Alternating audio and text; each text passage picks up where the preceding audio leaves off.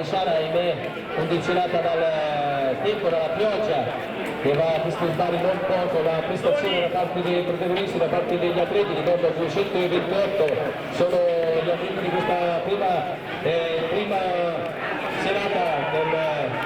meeting del segnale. Saluto il vicepresidente Titolo Lombardia Luca Barzani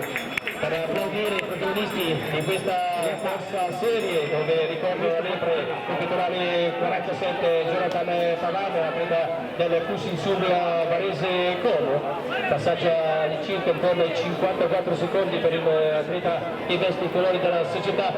varesina. Un saluto anche all'amico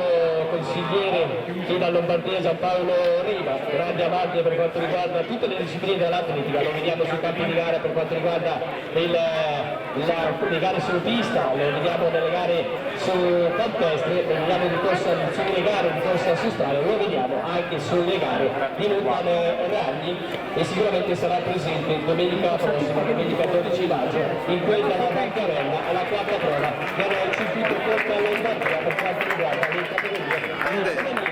Una sola atleta al comando va a conquistare la vittoria con la pettorale 73 Marco Giulino, 1:51:27 il tempo finale del vincitore di questa